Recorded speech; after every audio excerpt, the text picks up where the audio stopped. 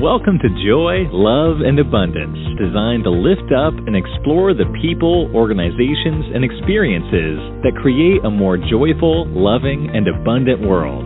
Join hosts Rodney Eric Lopez, Patrice Tanaka, and Cyrus Webb as they share stories and insights that will inform and inspire you.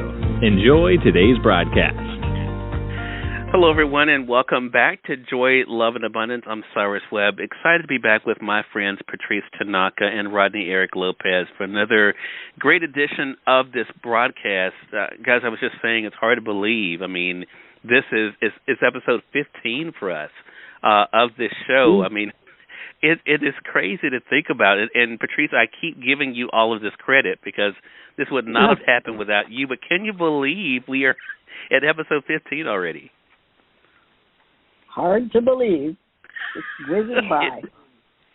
You said it's episode 15. You said it's episode 15 and 6 months, right? Like 6 months, it just goes to show how quickly time flies, right? Like we were just celebrating the new year, what seemed like a short time ago, and here we're approaching the summer.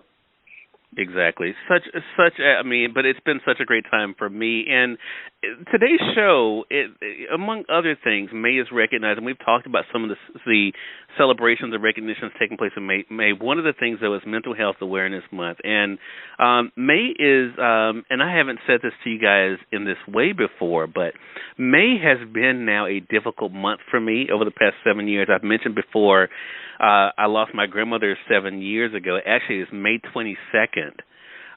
So this year makes 7 years. And so May is now a weird month for me. So it's interesting that I lost her in the month that's recognized for mental health awareness because I think, all of us are so busy. We have so much going on, so many expectations, and I think taking care of our mental health is so important. Patrice and Rodney, I don't know if I've told you, I have individuals in my family who have been diagnosed with bipolar disorder. One had a horrific episode this year that now resulted in him being put in prison.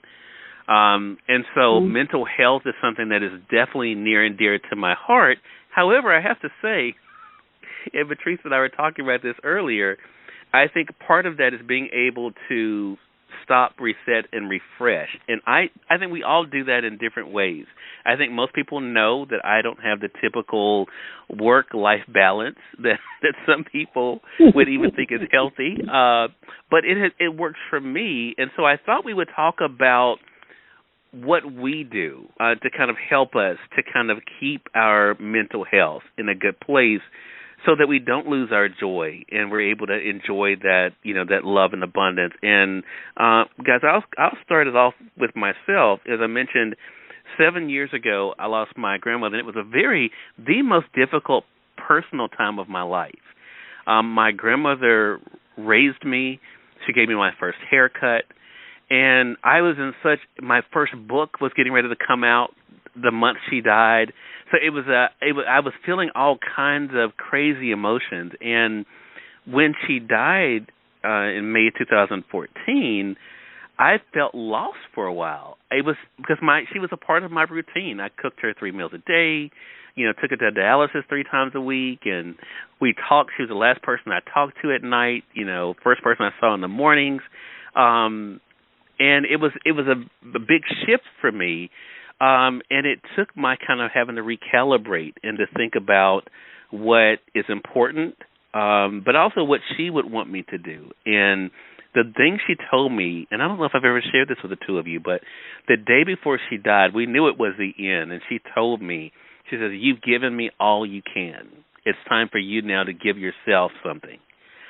And I thought that was probably the best gift she could have given me, in that I felt like I didn't feel guilty for moving on. She was almost saying it's your responsibility to move on. And I think I took it to an extreme, but that's a different story. but Patrice, the crazy thing is, remember the next year I was in New York and we met for the first time. That was 2015. We met for the first time at the hotel there with Jackie Collins. Remember, we had tea together, and I would not have made that trip if my grandmother was still living. And so I started right after that in 2015. It took me a few months, but I was like, you know what? This is what she would want me to do. So I'm curious for you guys, and Rodney, you had shared something with us when we were talking about having this topic. What about for you? I mean, what has helped you to kind of to keep your own mental health in a good place? It's such an important question, and I'm glad we're taking it on in this conversation, particularly with this being Mental Health Month. I don't know how it is for other folks, but I know for me, oftentimes there can be a generational mismatch between how we talk about mental health, how we talk about taking care of ourselves mentally and psychologically. I come from, working class, Latino parents who grew up without necessarily talking about what it means to have a therapist or take care of yourself in that way. That wasn't part of the conversations that we had growing up. You either just dealt with your problems, by just living through them, and maybe you had a friend you spoke to, maybe you took care of it with alcohol at a bar somewhere and drowned your sorrows in a beer.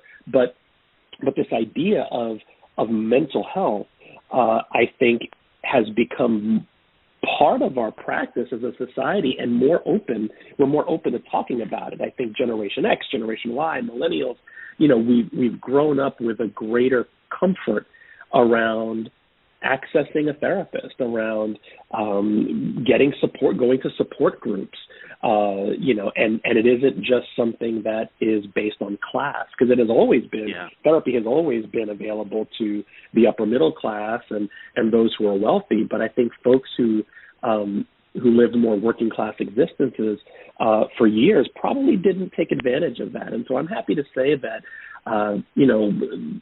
I've gone through my share of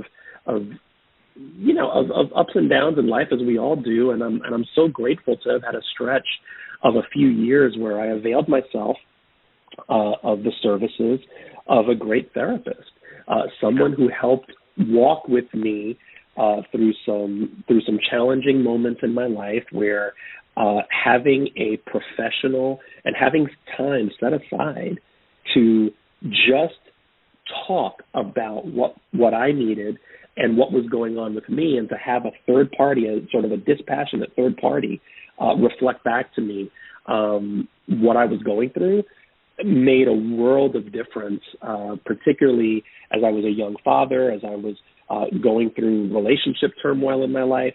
It was really important to have that resource, and I realized just what I had been missing for so many years, which could have been a great resource to me.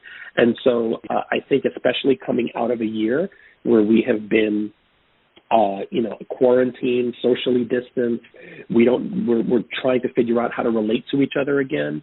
I think people paying attention to their mental health is going to be key. And from the data that I've seen, it's getting harder and harder to actually find a therapist right now, because the demand on the profession is probably higher than it's ever been. And while that's a good thing in terms of people availing themselves of mental health professionals, I think it also speaks to the need for more people to be in the profession, because I think everyone at some point in their lives should pay attention to that aspect of their health and development. Yeah, such a great point, and thank you so much, Rodney, for sharing that. For sure, Patrice, what about for you? I mean, what has helped you to kind of keep your mental health in a good place?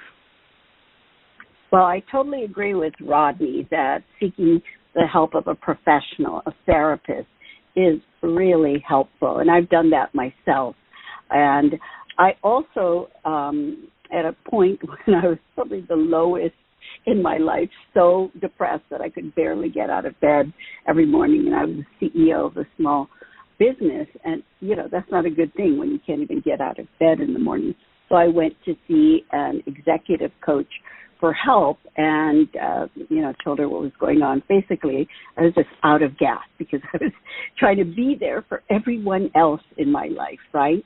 And I was putting myself, back-burnering my own needs for years and years and years. And the therapist said, yes, I can help you, but I need you. She was an executive coach, said that I can help you, but first I need you to rethink your purpose in life. And when I heard that, I was really annoyed with her because it's like, I don't have the energy to rethink my purpose, if I even knew what my purpose was at that time. But because I couldn't get out of this, I started thinking about what that purpose could be. And two weeks later, I shared with her my purpose, which was simply to choose joy in my life every day, to be mindful of that joy and to share that joy with others. So it was a very easy to implement life purpose. Choose joy, be mindful of it, share it with others. If I do that every day, rinse and repeat, that I felt would be a good life purpose, because the reason I came to choose joy was that my life at that time was the opposite of joy. It was unjoy, right? And so I realized if I wanted to shift from unjoy to joy, then I had to make better choices. And I believe that we can choose our thoughts. We can choose, the decisions we make. There is a lot that is within our control, even when it seems like, things aren't within our control. We can always choose a better thought. And so that really saved my life, choosing joy. It was like a life raft. All I had to do every day was choose joy. And just from making those choices, those joyful choices every day, it really was like a life raft. I was able to find my way back to, the joy that I had within me. I was actually able to unleash that joy by making joyful choices. So I really believe in therapists. I believe in executive coaches. I believe that if we discover and actively live our life purpose, we will unleash greater success, fulfillment, and joy. And that's really, my advice to people. Not everybody, but, most people would benefit from the knowledge of what their life purpose is. And if you're actively living your purpose and leveraging your talents, your expertise, and your passion in service of other people and our planet, that is how, we can unleash more joy in our life. So, yeah, I think that's such a great point. I want to say for those who are just tuning in, you're listening to Joy, Love, and Abundance. We're talking about the importance of protecting our mental health. May is recognized among many things as Mental Health Awareness Month, and Patrice, Rodney, and myself were just talking about how we've been able to do it, and definitely encourage you all to, and Rodney, I love what you said, to take advantage of what's there. But Rodney, I want to ask you this question, and then Patrice, feel free to chime in, because I have definitely seen an evolution. It at least seems like for me, and I'm curious as to what you guys think, that it doesn't have the stigma that it used to, right? I mean, when someone talked about seeing a therapist, especially I can think about in the black community, you would hear people say, black people don't tell people their problems. They keep that to themselves. You don't see therapists. That's for other people to do. I think that has definitely changed. At least it seems like it for me. Rodney, what are your thoughts? Do you think there's less of a stigma about it today? I think, thankfully, there is less of a stigma about it. I think you're right. Certain communities may be more predisposed to resisting, mental health and therapists and things like that. And there are real reasons for that. There are real historical reasons for that, because there have been real historical trauma around the Black community and the Latin community and the Asian community with the medical community. There's been real harm there in the past, which is why you see fewer Black and brown people seeing any kind of doctor, whether it's a therapist or a general practitioner of medicine. Thankfully, those things are changing. Thankfully, people are becoming more aware of the need to have a regular relationship with a general doctor as well as with a mental health professional. But think about the way we've talked about mental health in the past. I grew up hearing the term shrink, right? Head shrinker. We've often called people who go see therapists, well, you must be crazy if you're going to see a therapist. We've assigned so much negative associations with therapy, particularly the more extreme cases of psychiatry, that it has this sort of overflow stigma associated with it. But I think what people are realizing is that, it's mental health. It isn't about being crazy. It isn't about being imbalanced necessarily. It's about people having a greater understanding of and appreciation of that it's actually healthy to have a safe space to process and talk about things that are going on in your life with someone who is detached from you. There is healing in that. And every culture has had that. There has been the shaman. There has been the medicine man. There has been, the matchmaker. There have always been people in cultures whose job it is to look out for the mental and emotional health of the community. And so I think that we are getting to a place where it is just simply more recognized, more understood, and more accepted. And I think if we all did that and we all gave ourselves the gift of a relationship with a therapist, I think that, we would see great gains in our mental health collectively. Yeah, such a great point. Anything you want to add to that, Patrice? Nope, I agree with everything Robbie said.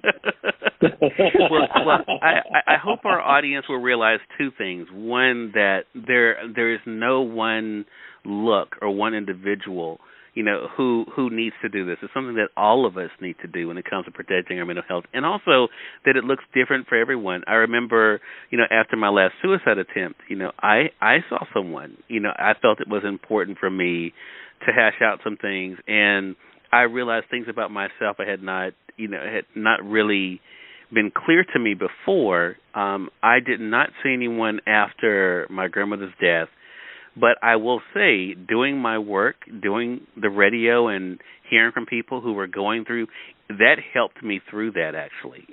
Being able to hear people talk about their own situations, their own caregiving experiences, and it even now, even though it's a sad month for me in many ways, it also is a reflective. I choose to think about all the great things, all the great times, and I think that's the thing, I think, for all of us, to make sure that we're finding that balance so that we can be able to keep our joy and have that love and abundance, for sure. Now it's time for us to kind of talk about something that may have caught our eye this week, and Patrice, you had something that recently happened with you. Why don't you tell us about it?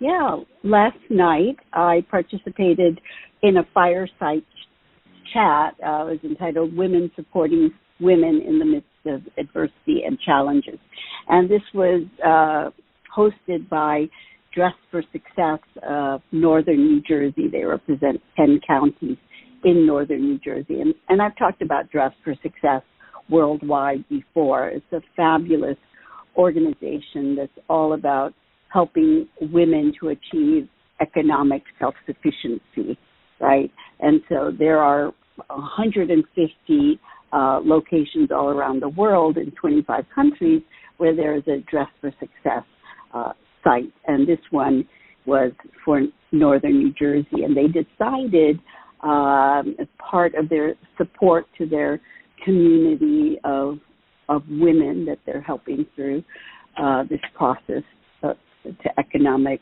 self-empowerment, that they would talk about the Asian American and Pacific Islander experience. And May is AAPI Heritage Month. And so I was really pleased that they decided to do this. So it was a small, intimate group with the executive director, who's fabulous, and a woman named Willa Edgerton Chisler, who is a coach, and she was the one who kind of moderated this discussion. There were two AAPI women, Asian American Pacific Islander women, myself, and another woman, Debbie Godfrey, who's also Japanese American.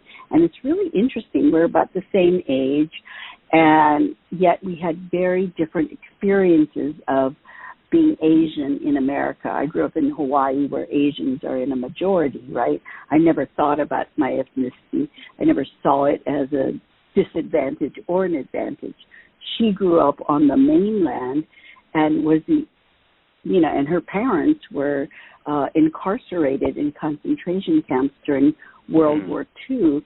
They were among the 120,000 Japanese Americans who were incarcerated for several years in concentration camps. So that was her family background. And after camp, they found themselves living in Kansas City, where she was the only one in her school, her neighborhood, her community, felt her otherness every day of her life. So we had very different experiences. And it was interesting just to talk to the women who had gathered to understand, what our experience was, just to understand better, the AAPI experience in America, as I said. So shout out to Dress for Success, Northern New Jersey, and Dress for Success Worldwide. Thank you for the great work that you do. Oh, that's great. That's great. And Rodney, what about for you? I mean, I think we both were doing some reading recently and got inspired by books. What kind of caught your eye this week? Yeah, I took a page out of your book, Cyrus, and decided to do a book focus this week. And I realized that as we were doing our pregame a little while ago, that actually it I didn't intend for it, but it actually does tie back into the mental health theme in some way. I'm really interested in this book by an author named Susan Jaffe, and the book is called "Work Won't Love You Back: How Devotion to Jobs Keeps Us Exploited, Exhausted, and Alone." And I think it's such a provocative, not just a provocative title, but I think her thesis is really provocative because she pushes back against the idea that so much of us have really, I think, adopted, myself included, this idea that one must love their work. Where did that idea come from? That somebody has to love their job? And when you think about it, and I think it's the kind of thing that we all just kind of we accept as gospel, but I think when you interrogate it a little bit and you pick at the surface of it, you go, hey, wait a minute, where did I learn that I actually have to love my job? And what she writes about is that actually that's a relatively new concept. It's a concept that came sort of in the late 70s and early 80s as business was starting to contract, was starting to lay workers off, was starting to automate, send jobs overseas, and as the American workers started to work harder for less in the terms of real wages, that we had to rebrand work. And whereas at the turn of the century, work was not considered something you loved. Work was considered something you did as a virtue, something that you did to be good, something that you did to provide for your families. Somewhere, sort of in the 80s, we started to trade in the idea that no, work was something we needed to love. And I think it's a really interesting concept because how many of us actually love our jobs? I don't know. Some people do. And there are times when I do, and there are times when I'm sure we all do. But I guess the question that it raises for me is it something that's a requirement? And what would happen if we actually spent maybe less investment in loving our jobs, but actually did the greater love, more like the agape love thing, And actually people got together to make work more equitable, more fair, to make wages more fair and living wages for people.